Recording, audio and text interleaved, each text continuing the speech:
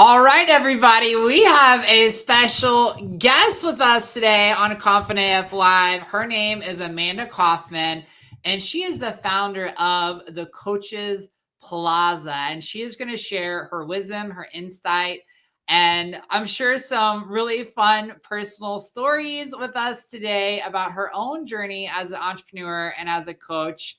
And let me first do the appropriate introduction of you, Amanda, and then we'll go into the questions and you can say hello and all the things. Amanda is the founder of the Coaches Plaza, has generated over $2 million in revenue, primarily through co-created action, coaching, and courses. Y'all know we love co-creation here. Her journey exemplifies the power of perseverance and authentic connection in the coaching and consulting world.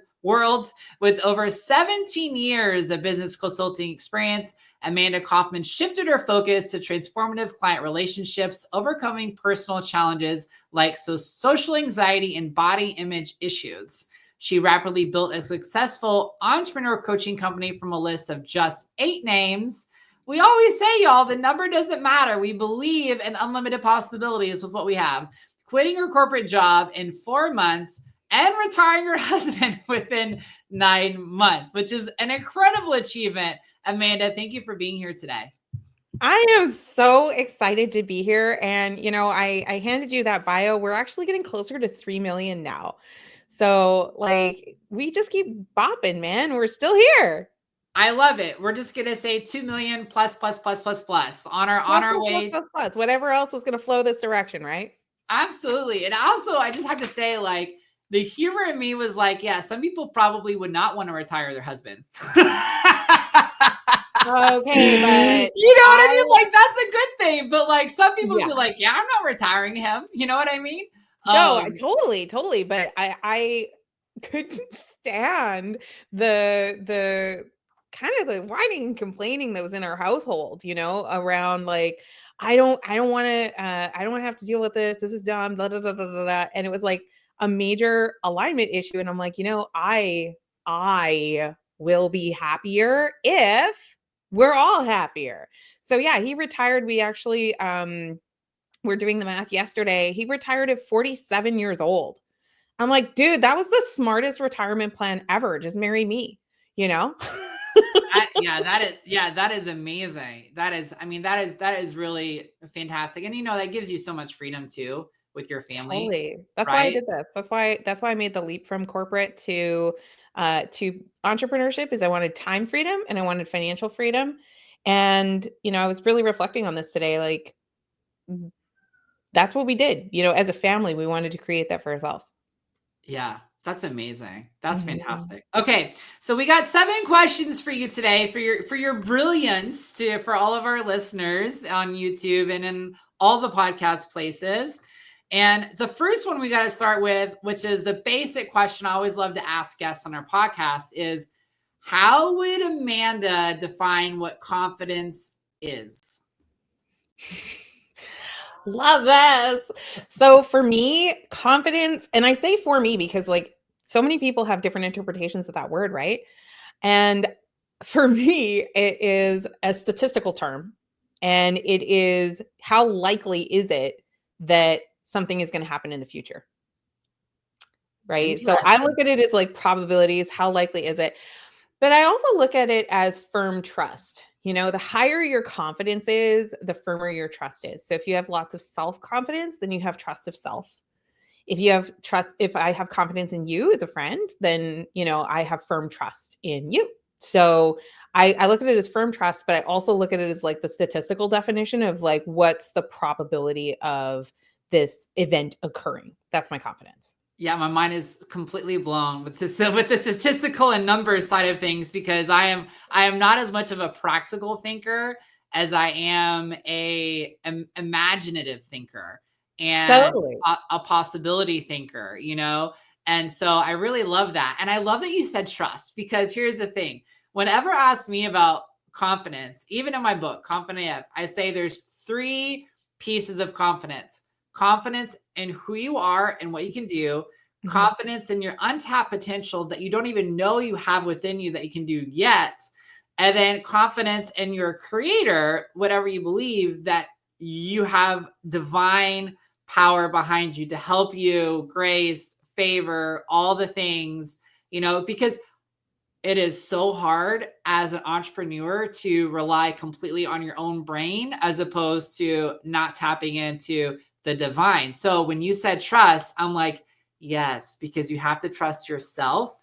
You Yeah. got to trust that you can do things you've never done before, your untapped potential, and you got to trust that God has your back. For me, it's God has your back. Totally. You got Right. to Yeah. And trust like for me, it's more like universe, I look at like I trust physics, and I trust all of these things. And whether you label it with God or not, there are so many things that are hanging in the balance, if you will, that it's just like a perfect balance that you can't help but have that faith in something that's way bigger than you that you could never possibly fully understand, you know?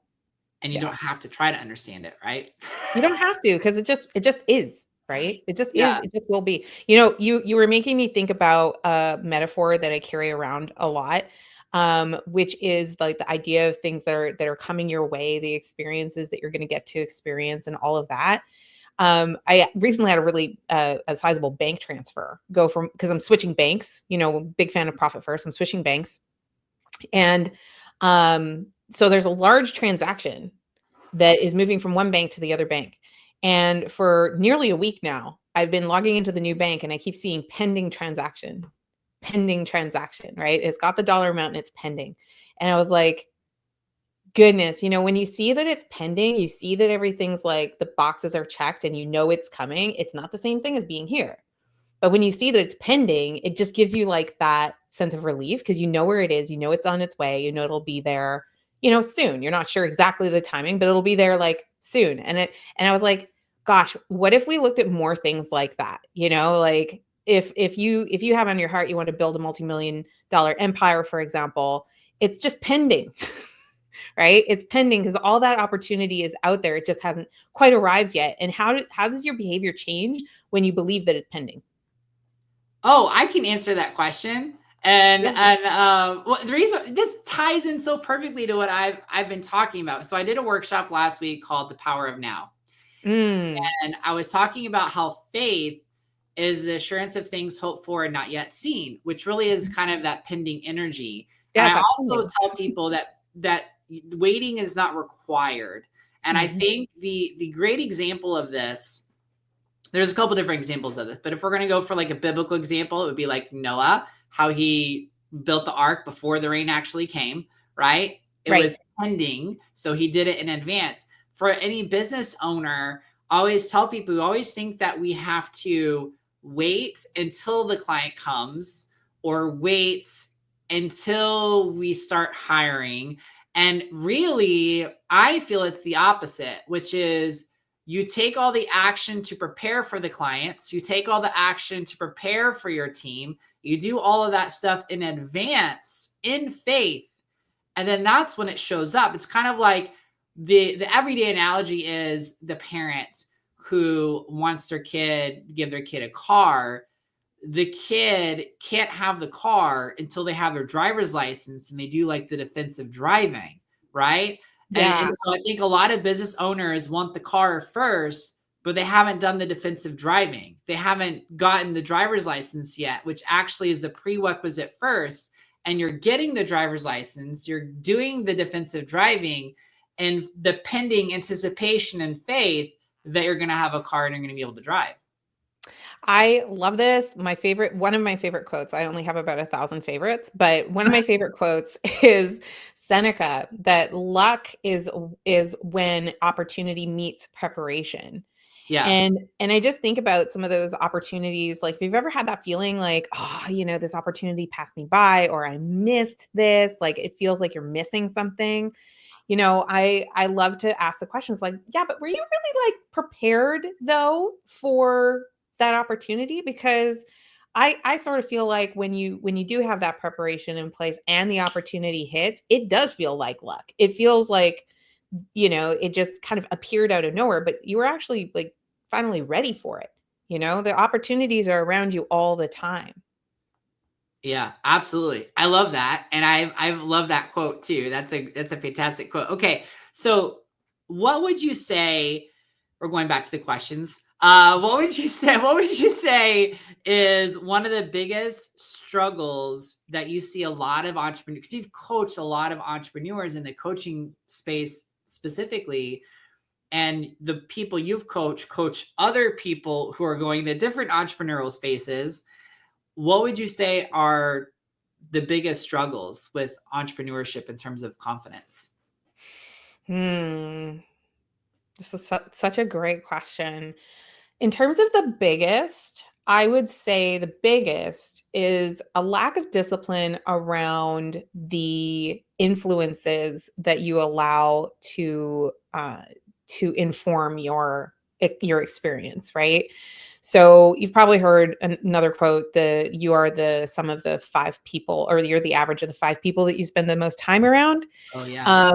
I heard a refinement recently that I thought was just spot on, which is you are going to be the average of the five people you allow to influence you. Yeah. And I really loved that distinction because I think sometimes you just do find yourself in a situation where it's like, gosh, I've got all this ambition on my heart. I really want to do this thing, but like no one around me cares yet. Right? Because a lot of times the support shows up after you did the work, after you showed up, after you took the risk. Right. And then people kind of come out of the woodworks and they're like, well, I was on your team all along. But you like entrepreneurs know, right? Like there's a lot of people that they have to see the proof, and it's your job to have the faith. So if it's your job to have the faith, right, before there's proof, then I think one of the things that could help a lot of entrepreneurs is just take an inventory. Who are you listening to the most on social media?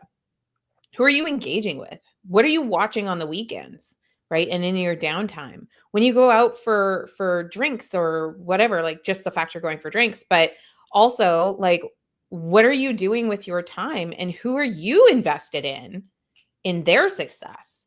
I really fundamentally believe that collaborative co-creation happens not because you're owed anything. It's not this like immediate reciprocity thing. It's more like if you're a person who is very generous and you put that generosity out there, it will come back tenfold, but maybe not directly from the single path that you put that generosity out. And I think Yeah. a lot of people are not as generous as they could be because they're allowing the influence of people who haven't really thought this through. Yeah. I really love all of that.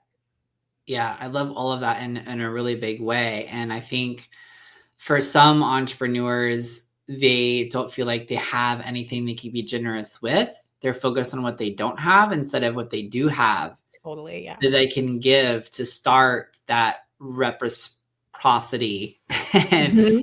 get that wheel actually moving.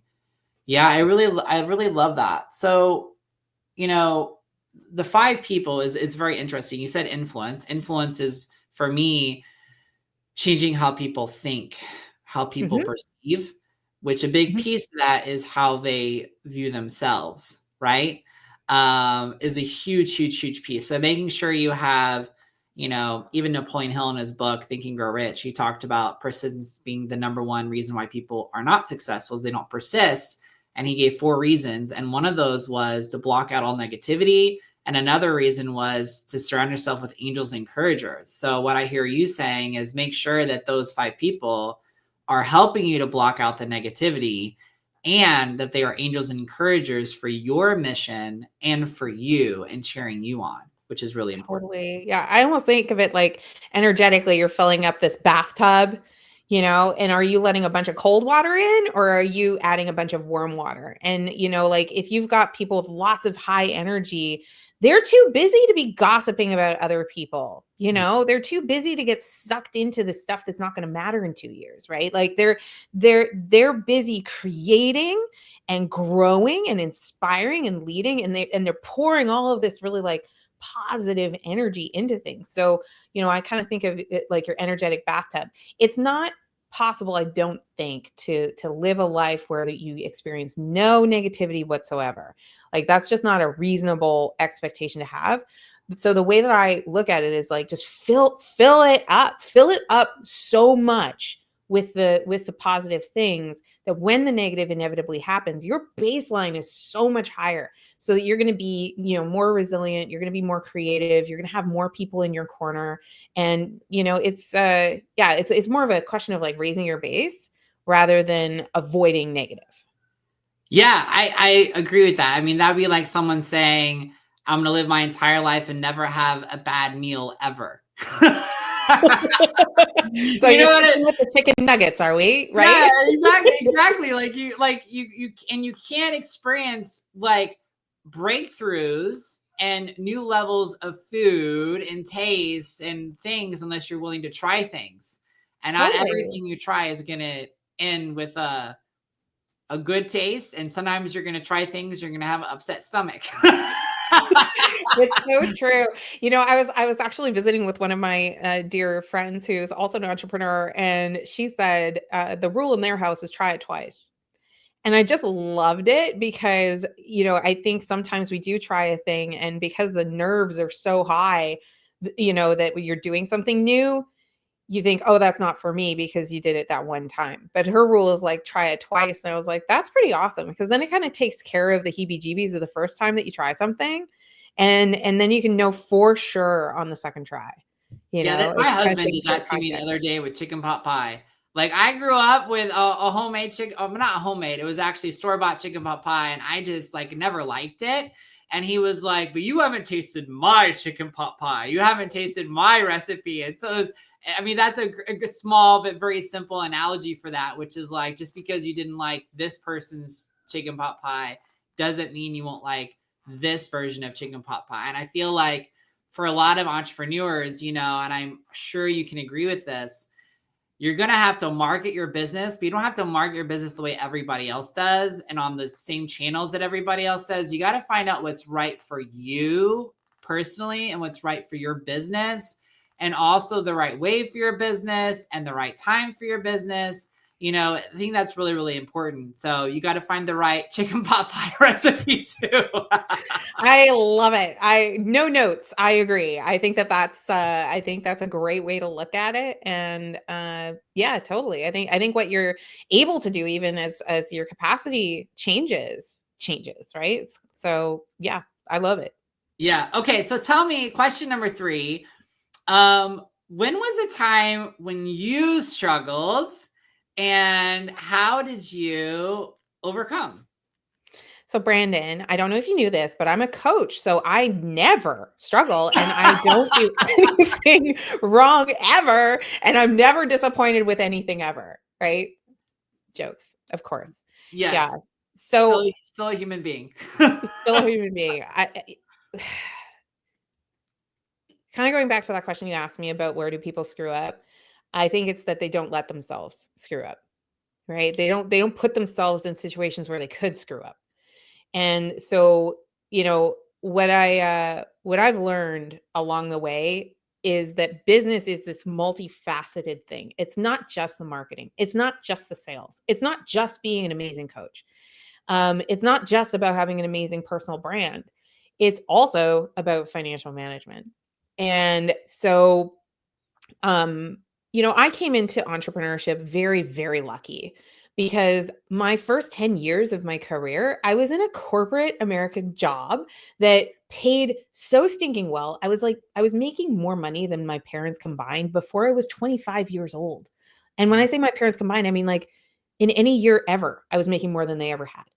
And so I formed some habits around my finances that were not great, because I basically was like, well, there's always plenty left over. I always kept my lifestyle pretty lean. So that when I was in corporate was very true, like that was my reality. There was always something left over. When I flipped to entrepreneurship, paying for a business and cash flowing a business is a very different thing than having a home budget, right? You still need to have the budget, but I just kind of carried that attitude of there's always going to be plenty Mm. over. And then I kind of kept doing it even after I was making lots of high ticket sales. I was doing multiple six figures, but I was getting busy and I was getting tired. So I needed systems and I added team. But you know what I wasn't really doing? Which was look at the numbers, like look at the actual numbers.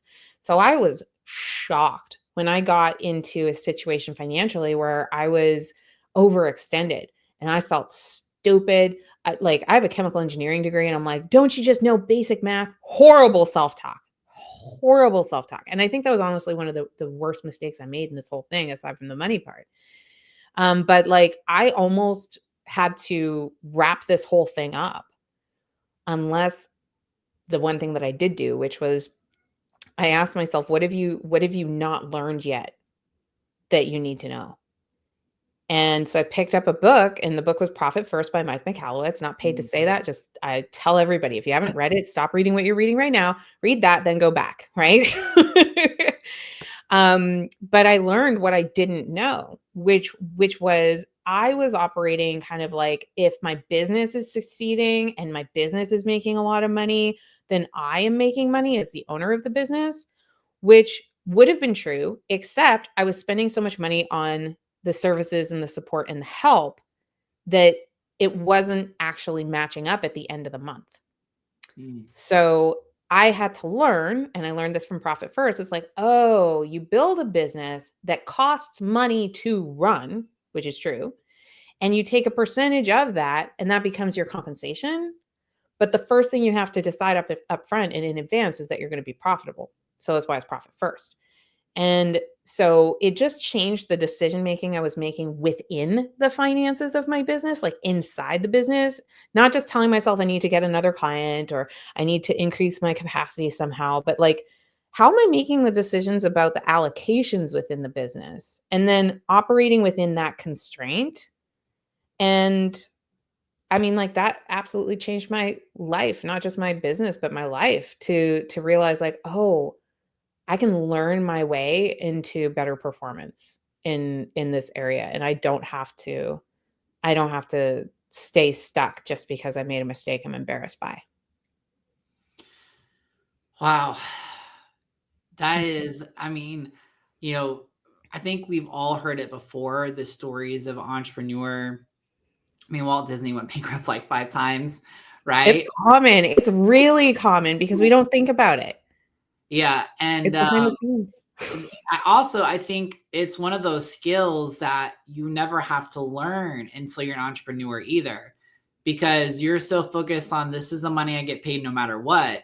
When you're an entrepreneur, it's like, like, you wanna get paid that no matter what, but how is your sales? How is your pipeline? A lot of it has to, and this is where your self-confidence, your self-trust, your trust in the divine, like, really starts to like every loophole, every gap, every piece of that will be completely exposed, because your business is the complete reflection of your actions and your thinking. Like there Totally. is nobody else to blame, and you can blame, right? You can blame your kids, you can blame time, you can blame a lot of people, but the truth is you are making all the decisions, and You you have. are, and I think the entrepreneurs that are, better entrepreneurs over the long term, they're simply better decision makers. And they're better decision makers because they decided to educate themselves into the things that matter to help make better decisions in the business that they chose, right? Like that to me is basically the big difference in performance is the difference in decisions. And, I'm not super proud to say, but when I was an employee, I didn't even know how much I was saving towards my future. I had no idea, right? Because the corporate paycheck, it's like they just took it off the top. And once a year, I went through a pre-automated website where I would pick, what my benefits selections were, and then it would be out of sight and out of mind. And so this amount would appear in my account every, a couple times a month, down to the penny in the second. I could predict the consistency of it. And that felt like safety. And I now look back and I'm like, oh my goodness. Because when you're an employee, a lot of people say employment is like more secure. And I would argue not so, because you have essentially one client. So if that client decides that they're not going to continue work needing your support Mm. anymore, it's so easy for a role to disappear, especially in today's day and age with technology changing so many different things. And looking back, I was like, actually building sales skills, marketing skills, the ability to put together an offer, to deliver different things, the ability to network and connect with so many different people and build all these relationships, that's way more secure. Like I need like 100 people to fire me all at the same time as an entrepreneur. Which one sounds more secure to you? Wow, I love what a brilliant and great perspective shift.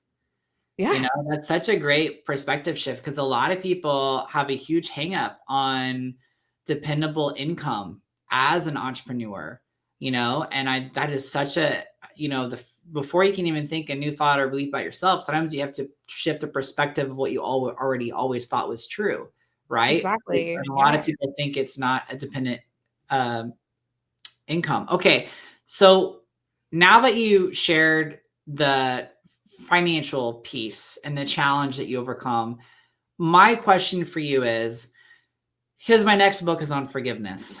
So Mm. how did you forgive yourself, forgive the situation, not allow it to mean anything about your self-worth? You mentioned that you felt really stupid, all those kinds of pieces. How did you not let that ruin you, ruin the trust in yourself and what people thought about you? And just how did you forgive and move forward? I have to tell you, I really, really love this question and this line of thinking because I'm just thinking about how many people uh, give up on their business. So the persistence thing. And I also just think about how many relationships are destroyed because of money. And I think about, like even looking at suicide and things like that. Sometimes people get into this place where they cannot move on and they think there's no other option than to break something that was otherwise good because they can't let go. So I think the first thing for me personally was that I had to let in the disappointment. I think sometimes as an entrepreneur, when you do have to emotionally regulate. It's important. But I think sometimes you can go a lot far with it and just say like I'm not phased by anything and it turns out you really are. So then it's like this festering feeling in your being. And so when I was confronted and I finally confronted the pain of not being as financially safe as I wanted to be, I think the first thing is I had to let that disappointment in. I had to actually experience the disappointment and the rage and the sadness and just like all of those feelings. Because for me, Brandon, it wasn't just like I failed in business and career. Like I said, I had retired my husband. So I felt like a horrible wife. I felt like a horrible mother. I've got children, right? Like I felt like a disappointment to my entrepreneurial parents. So I think for me, it was really important to let myself process that I was feeling and acknowledge those feelings were happening and just let it out. Like we are talking the ugliest of ugly cries, just snot the whole thing. Mm. Um, and then I think the next step, if I was to put this into a stepwise framework, as we must, the next step was to make a new decision. I think before you can really forgive something, I think it's really important to decide before you do it why that's so important. So there might be a few decisions in there, right? So like I could have decided to give up. I could have decided that the world is stacked against me and I can't possibly do this, or I could have decided I really am too stupid to work out arithmetic, right? I could like there were all these different kind of decisions in front of me, and so I decided I wanted to persevere. I decided I wanted to make it through. And that's when forgiveness became really, really important. Because if you don't know what went wrong and you don't know how you were affected by it, it's so hard to properly forgive. right? And, I shared this particular story with you about some of the decisions that I made that led to my financial thing. But this is really important because I've also had other things happen in business that were authentically really not my fault. Just like weird stuff that happens, right? Or there are people out there that are going to be bad actors and they're going to do shitty stuff. Don't know if this is the venue for saying shitty, but I said it twice. So when those things happen, I think of forgiveness as like a reverse apology, right? So a really good apology acknowledges what happened, acknowledges how the person was affected, acknowledges what you are going to do about the situation to prevent it going forward. And it comes with authentic and heartfelt requests for forgiveness. Like that's a great apology. So on the other side, I think forgiveness is really kind of the same. Like you need to be able to recognize and see, so this happened and this is how I'm feeling. And now I am finished with that feeling. And here's where I'm going to go from here. I love the reverse apology. That's very powerful. I never heard that before. It's interesting too, because part of the piece with forgiveness is everyone always puts a lot of emphasis on forgiving other people. And It's for you. a lot of it is, well, forgiving you, because the actual definition of forgiveness is releasing angerness, bitterness, and resentment, right? So Yep. you're releasing bitterness, angerness, resentment that you have toward that person, thing, situation, or circumstance. And then like the second layer of forgiveness is releasing the angerness, bitterness, resentment you have toward yourself, right? Mm-hmm. And then there's the third piece, which is, I think, the newest piece for me, is being willing to let other people forgive you. That's really powerful. I went to a happiness summit. It was like a whole summit just about the science of happiness. And they had a whole talk on forgiveness. And I think that's where I really learned like forgiveness is for the forgiver, not necessarily for the person receiving forgiveness. Um, but that being said, I think the other piece that has helped me a lot with forgiveness is, my dad didn't make the best decisions when I was a kid. My biological dad. He's passed on. He's my late dad. And so from a young age, I really had to find peace with the fact my dad wasn't around and with some of the choices that he made. And I had to find that peace on my own, right? He wasn't there to forgive. So I had to figure it out on my own. And that's, I think, personally where I first really started to experience the power of forgiveness and the realization and the recognition that it can be a powerful exchange between two people, but it doesn't have to. Absolutely. Yeah, absolutely. Because some people will never acknowledge that you have forgiven them or that they've done something wrong, and some people will never forgive you for things that that you've done wrong too.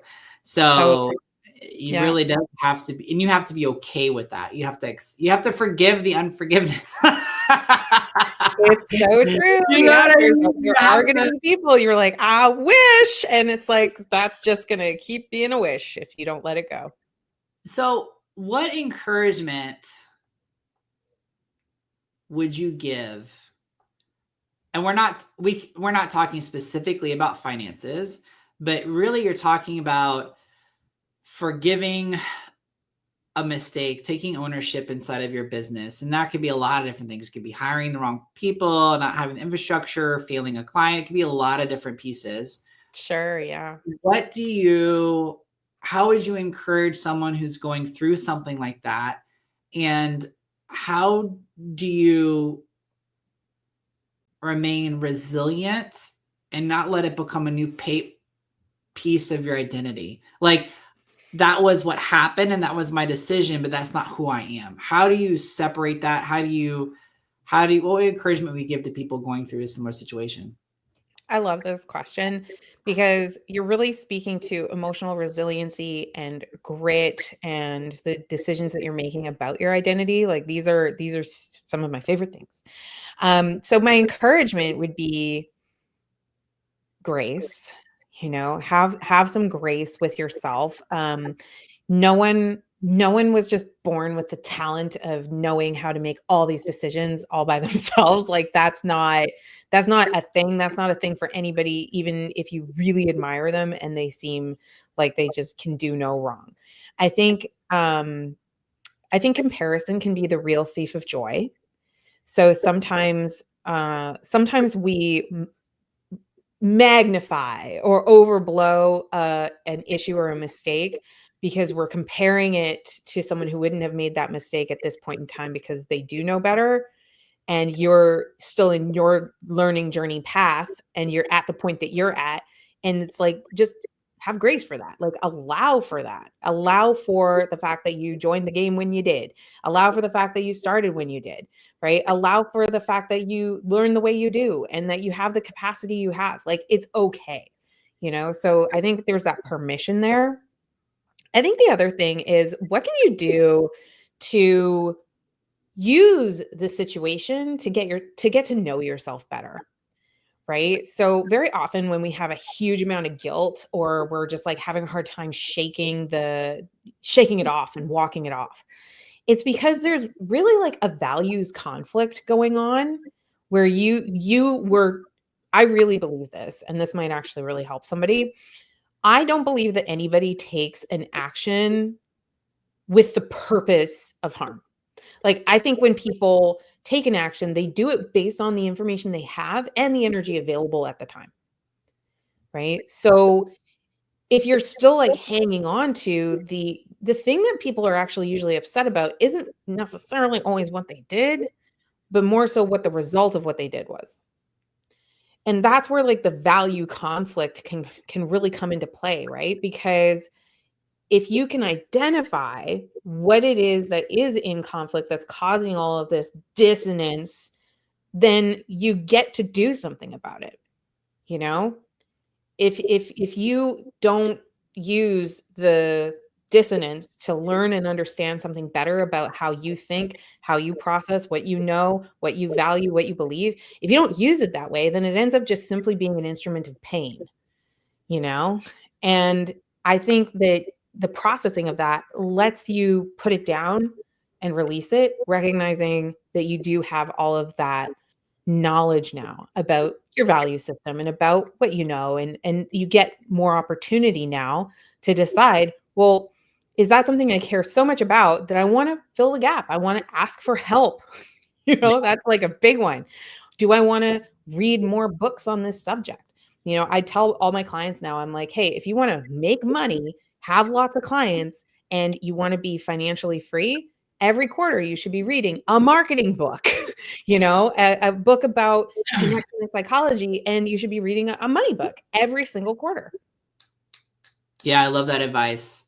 And making sure that you don't just read it, you actually implement it, right? 1000%. Actually, if you actually put it into good use inside of your business. One of the things you said was give yourself grace. Yeah. And the actual definition of grace is free and unmerited favor. I'm curious, what does the word grace mean to you when you think of the word grace? I really like free and unmerited favor. I think it is that permission. I would use the word permission. It's like this permission to let something be as it is and love it as it is. Like, it it's okay, you know? I think sometimes we really conflate our worthiness with circumstances, and we use things like the weigh scale, or we use things like the bank account balance or the friend count or the follower count to just like say, okay, well, relative to this person who has a higher bank account or a lower weigh scale, or they can bench more or whatever, they are more worthy. And I'm like, okay, let's separate admiring and admiration, which I actually think is a really good thing. I think you should have ambition, and I think you should admire, and I think you should be, in high vision for your future 10.0 version of yourself. You absolutely, like, that's not just healthy. I think that that's necessary for a high quality of life. Grace, I would say, is meeting yourself here. and loving yourself anyway, because you're not more lovable when you hit those goals. You're lovable now, right? You're I love worthy of it. love. No matter how ambitious you are, you're worthy of love. And that's separate and that's different. And when I started to really learn this, and I mean actually embody the idea, not just cognitively up here, but like pull it in, is I would make different decisions on the basis of self-love, grace, right? And I would be like, I love myself so much, I'm going to read the boring business books. I love myself so much, I'm going to parent myself to go to bed earlier. I love myself so much, I'm going to have this hard conversation with this friend that isn't treating me very well, and I'm going to let them know how I feel about it, and I'm going to ask for their perspective because I love myself and I'm going to protect those that I love, just like I love my kids and just like I love my husband and I love my friends. Yeah. That's really, really powerful. I love that. I love myself, so I'm going to do this. I'm I going to mean, do the hard, shitty, uncomfortable thing. thing. Number The three. one thing that really stood out to me is the way that you describe it is that our self-worth also often becomes entangled and our finances, our clients, our body type, our image, all that kind The of stuff. mood of people in relationship with us, right? So my husband's in a terrible mood. I must have done something wrong. I must not be loved. I must not be worthy. Yeah. So interesting. I heard someone say that one key for a lot of people to lose weight is for them to say, I am not my body, which is really meaning, which I know literally, yes, a piece of your body, but I think it's a deeper piece, like your soul, your essence of a human being is not your body. Your body is the vessel. And I think the reason why that is powerful for some people is that it allows them to detach their value and their self-worth from their body. And that gives them that freedom to actually make good choices, healthy choices for their body, because they're separating that self-worth piece in it. Mm-hmm. And I feel like that would also be helpful for someone in terms of, lead flow or finances or whatever, is like, I am not my finances and I have the power to change what is, but my finances do not determine my self-worth or value as a human being. I am often reminding my clients, you are not your business. You are the architect of the business. So if it's a crappy design, well, yeah, that probably is your fault, right? But you're not your business, And I think there's a healthy kind of a middle ground here that's probably more on the side of separation of I think having pride in your art and pride in your creation is important because, as an entrepreneur, this is our occupation. This is our chosen way to occupy our mind and our body. So I think having a healthy regard for it, and again, to me, like loving on something is not always a pleasurable experience. I think that might be a little controversial. Sometimes we hear love and we're like, oh, okay, puppies and rainbows and hearts, animated hearts coming out of my eyes.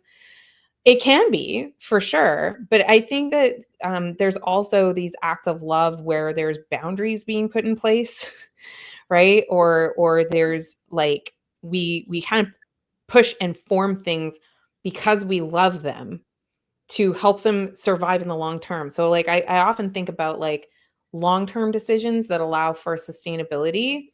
Often those are harder decisions. Often those are less pleasurable or immediately pleasurable experiences. But I also think that sometimes just being overly indulgent, I'm thinking about like if you're overly indulgent with children, for example, you can be overly indulgent with your business, you can be overly indulgent and it gives like that quick payoff of, oh, good, everybody's pleased. It's that people pleasing kind of behavior and energy. But in the long term, is that really what you want to have happen? Is that really how you'd like things to turn out?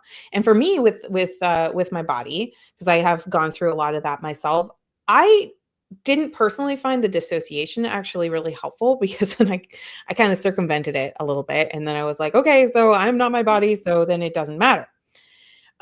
Which is not the intention. That's not the way that it's supposed to be handled, but that's what I did. What I found more helpful for me was that my body is an extension of myself. And do I want to feel bad about it all the time because of something that's in a magazine? or something that somebody said that I don't know, I'm not invested in, but they're invested in what my body looks like. And I was like, no, I don't want to give that power to everybody else. I want to take my power back. And so I eat more kale. You eat more kale. Kale is not the most pleasant thing to eat. No, it's not. Yeah. So getting back to that self-love, love doesn't always feel good. Yeah. Okay. So this is a new question. I don't think I've ever asked anybody this question before, but what belief have you let go of while building your business that made a practical piece a lot easier for you to do? I think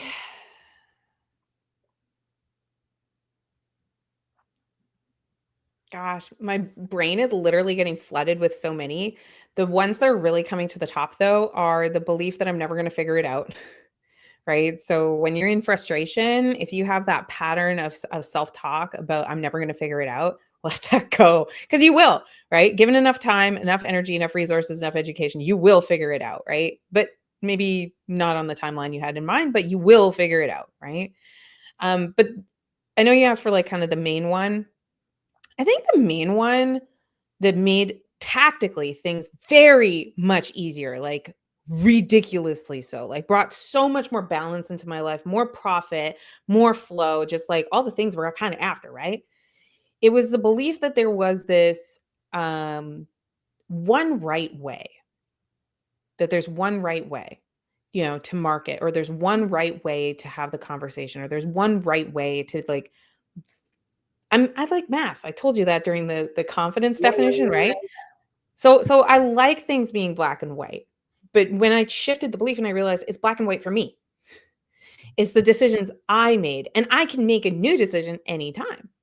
So then that allowed me to just like make my marketing crazy simple. It's meet people, talk to people, fit with people, coach the people.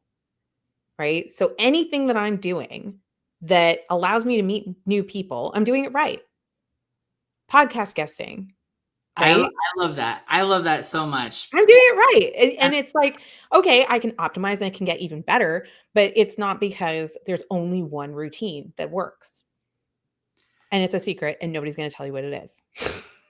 I love that. I just love that so much because, it's often our beliefs, how we choose to think about something that prevents us from the possibility and solution that is actually meant for us. And when we let go of it, then we open up to that possibility and everything seems to be a lot easier, The way I explain it to people is you're going to climb the mountain, but you're going to climb it with a 500-pound backpack or not. When you let go of something, it allows you to scale it a lot quicker and a lot faster. 1,000%. I totally agree. And I think the other thing too is like your joy can play a big role in this, especially if you're, a smaller business. But I would say this is even great career advice is like, if you're choosing something that's aligned, your patience for it goes way through the roof. I've been working on a sales letter and I am #obsessed with this sales letter because I'm so excited about the program that I've defined here. I'm so excited about telling the story the right way. I did like a whole community survey. I'm working my butt off for this thing, right? But because there's joy attached to it and high alignment, and I'm making the choice not to do certain things. I'm making the choice to do certain things. Like the flow is so high. I was just telling my sister who works in my business with me. I was like, I obviously want this to be crazy successful, but when we launch this, if it's not, I'm going to just take another crack at it because I Yeah. really believe in this, And if you can get to that kind of place, you will bust through walls and it will be quote unquote easier than someone who is just kind of trying to be mid about it and sort of phone it in. Absolutely. Okay, so one last question. Not my favorite one because these are all great, but this is the one that really has nothing to do with anything else we've talked about, which is one cool thing you love or would recommend. So, more about Amanda as the individual than Amanda the business owner. Like, Okay. is a guilty pleasure or something you love that you would love people to recommend? So I think like my favorite thing to do in my off time is to cook. I love it. I make omelets for my kiddo every single morning, and I try to offer him like other things. He's like, omelet. I'm like, okay. So I've gotten like wicked, scary good at making omelets in the morning. And it's like one of the most peaceful things. So I recommend learn how to handle an egg. Wow. Okay. Omelets. Do they have anything on them? I'm a ham and cheese kind of guy. I'm a Denver omelet kind of guy. Yeah, I just do a cheesy omelet, and one of the secrets, y'all, I used to put milk in. Don't do that. You just do a little splash of water and you whisk it up. And the other key, so water, number one. Number two, after you've whisked it all up and you've heated the pan a little while, you add the butter. And if the butter is foamy, you've got the perfect temperature in your pan. Really? Omelet tips. Omelet tips. Well, Amanda, thank you so much for joining us for today's podcast episode. We will put links down below to your website and also to your Instagram so people can follow you and learn more about your incredible work. Anything else you would like to share before we depart today? If you send me a DM with the word Brandon book, I will give you a 50% off coupon to my Coaching Leads Made Easy book that you can download digitally from the website. So if you want a coupon for it, just say Brandon book, and I will send you a 50% off coupon. Yay! I love it. Amazing, amazing, amazing. Thank you so much for joining us today, Amanda. We appreciate your wisdom and your insights and your encouragement for everybody that's listening today. Thank you so much for having me.